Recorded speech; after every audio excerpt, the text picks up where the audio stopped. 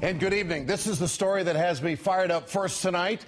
1 week after the greatest national security victory America has had in years, the authors of the largest national security failures filled the airwaves on the Sunday morning talking head shows. Rumsfeld trotted out his old line of garbage over on CBS, and the biggest national security loser was the star guest on Fox News on Sunday.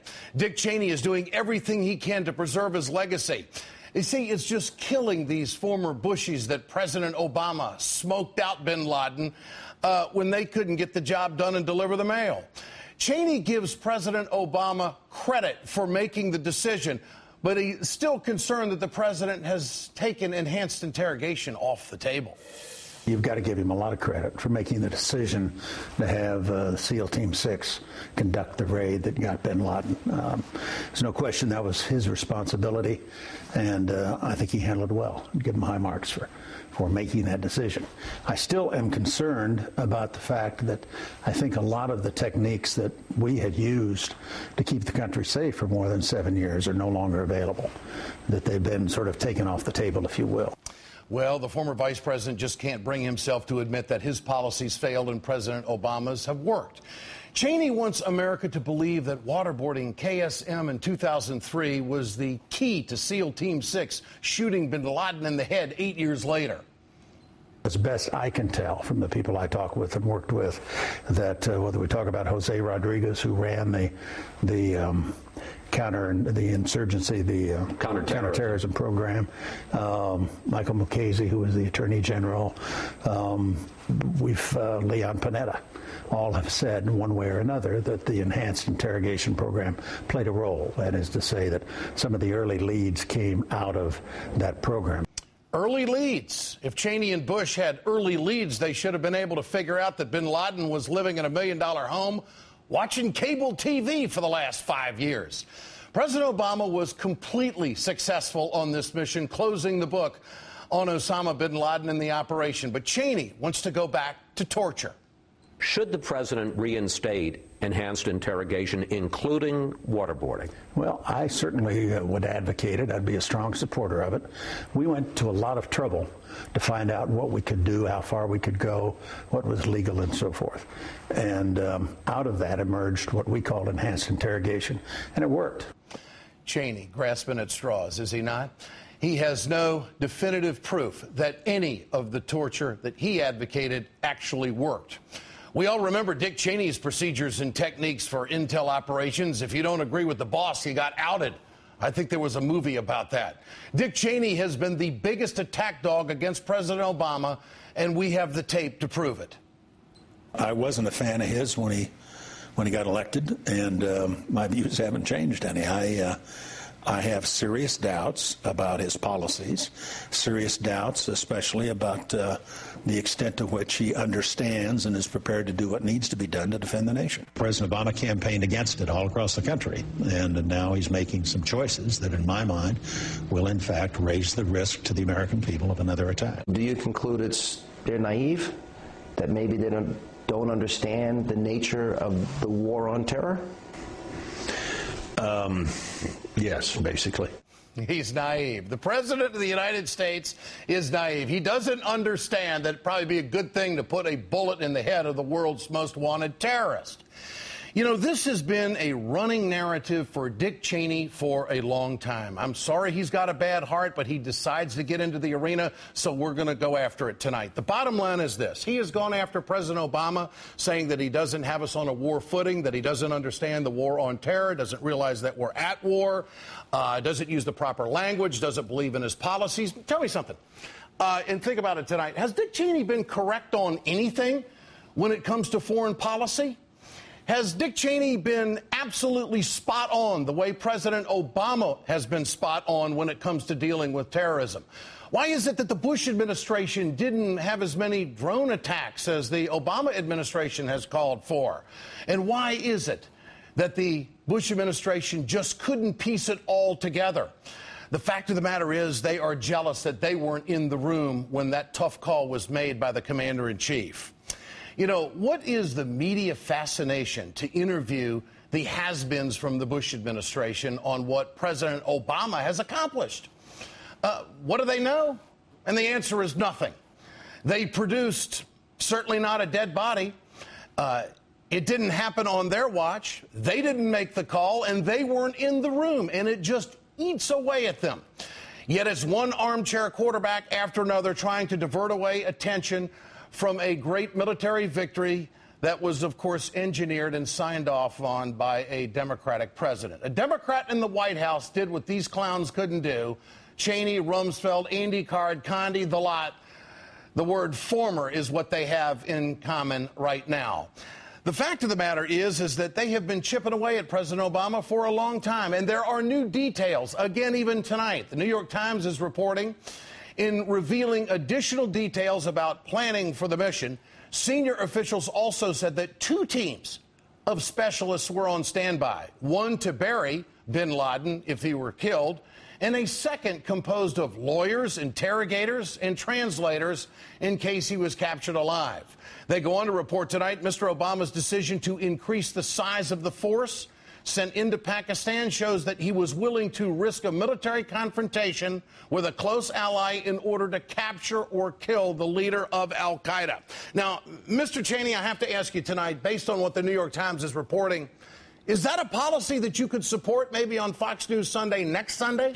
All of the missteps that the Bush administration had, all of the mistakes that Mr. Cheney has made, and as wrong as he's ever been, the weekend after the killing of Osama bin Laden, Fox News Sunday trots out the guy who's been wrong on everything and doesn't give credit to the president who has hit it right on the mark. 10 days before the raid, President Obama, according to the New York Times tonight, brought in his commanders, and he said, do you have enough firepower? Do you have enough resource in case the Pakistani military turns on us and we have to shoot our way out? Now, is that knowing what the hell you're doing? I think it is. And I think President Obama, it's a great moment, Jon Stewart, maybe a defining moment, that we are seeing a president on the verge of greatness. I had Jim Clyburn today on the radio tell me that you could compare this to the big decisions that were made at the Bay of Pigs, that this is a historic moment as to what our military has done and how the commander-in-chief acted. Get your cell phones out. I want to know what you think. Tonight's question, will Republicans succeed in rewriting history? Text A for yes, text B for no to 622-639. And, of course, you can always go to our new blog at ed.msnbc.com. We'll bring you the results later on in the show. Joining us now is Matthew Alexander, a former military interrogator who tracked down senior al-Qaeda leaders in Iraq. He's also the author of the book, Kill or Capture. Great to have you with us tonight, Matthew. Does Dick Cheney know what the hell he's talking about? Because I remember Senator Biden, during a Foreign Services Committee hearing, he says, don't pay attention to Cheney because he doesn't know what the hell he's talking about. What side of the ledger do you fall on with this story? Well, Ed, I'm going to say the same thing that I've been saying all along, which is that these people who supported torture and put in place the policy will not talk about the long-term costs of that policy. You'll never hear former Vice President Dick Cheney talk about the fact that it was al-Qaeda's #1 recruiting tool in Iraq and that it brought in droves of foreign fighters who killed American soldiers, hundreds if not thousands of American soldiers. And today, there's press reporting, again, of another senior interrogator like myself, this one currently serving in Afghanistan, who said just the mere fact that these former administration officials are on TV talking about how they would still torture is helping the Taliban and al-Qaeda to continue to recruit new fighters.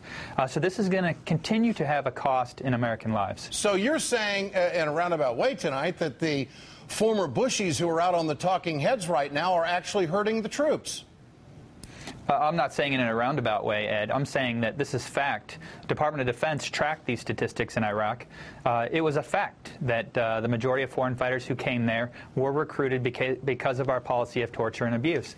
And it's undisputable that they made up 90% of the suicide bombers and that that cost us many American lives. But this isn't some grand revelation to us. I mean, look at the experience of our own prisoners of war in Vietnam when they were tortured in the way that our own own country reacted to that, how we increased our bombing campaign, how we fought harder when we found out that our troops were being tortured. So this isn't some type of new information. What's disappointing to me is that time and time again these officials go on TV and say they support torture. That's a slap in the face to every professional interrogator who knows that they can do their job without torture. You're exactly right. This is not new information, but the fact of the matter is that the Bushies continue to go out on the talking heads and say this stuff to lead the American people against President Obama. I mean, what else could it be? This is Donald Rumsfeld on CBS Face the Nation. Here it is. Do you think, Mr. Rumsfeld, that this does justify the use of enhanced interrogation that was such a controversial thing during your administration? Three CIA directors, George Tenet, Porter Goss, and General Hayden, have all said that the take from those three people that were waterboarded constituted a major fraction of all our knowledge about al-Qaeda. The fourth CIA director, Leon Panetta, has said very recently on television that some of that information was part of the patchwork or mosaic that led to the attack on Osama bin Laden. So I think that it's clear that those techniques that the CIA used worked. What's your response to that, Mr. Alexander? Well, the right quote there that he did say is it's a major fraction, because it's a fraction of what we could have gotten had we not tortured people, not just from the people we tortured, but from other detainees who refused to cooperate with us because they saw us as torturers. We experienced that in Iraq, where detainees would walk into the booth and say, "Why would I work with you? I've seen the pictures from Abu Ghraib. I've seen what you do to people at Guantanamo Bay. I know that you waterboard prisoners." So they don't talk about these long-term costs, how it's cost us intelligence opportunities, and that cost of information is measured in American lives. How should we go about? The report tonight is that the Pakistani government is going to allow the United States access to three of Osama bin Laden's wives. How should we handle that? Well, this is actually good news for America. In Iraq, we occasionally questioned the wives of detainees in the field. I questioned quite a few wives in the field. They often provide quite a bit of information. What you come to find out is some of them are actually captives in their own homes.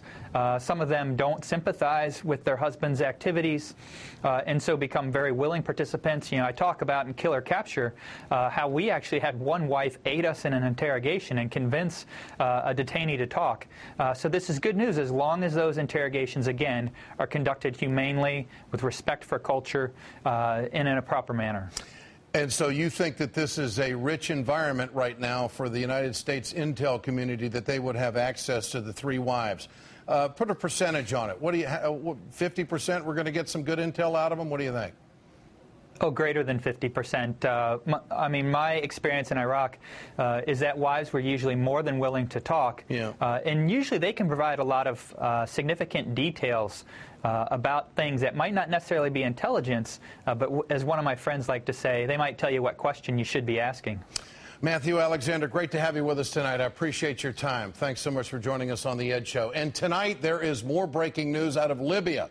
According to Reuters, 5 blasts were heard from an apparent NATO missile strikes targeting Libyan leader Muammar Gaddafi's compound in Tripoli on Tuesday. A Reuters witness reported, "You are looking at the pictures of the Gaddafi compound." The Republicans are wondering what the end game is in Libya. Who knows? You could be looking at it. Although yesterday on the Talking Heads, it was Dick Cheney talking about Libya. He said, quote, "It's not clear to me this administration is up to the task." It never stops, does it? Coming up, the torture debate. Conservative Cliff May and former CIA officer, caseworker Jack Rice will join me. And later, 2 Muslim religious leaders kicked off a plane even after they've cleared security 3 times. You won't want to miss my exclusive interview with them tonight. You're watching The Ed Show here on MSNBC. We're right back.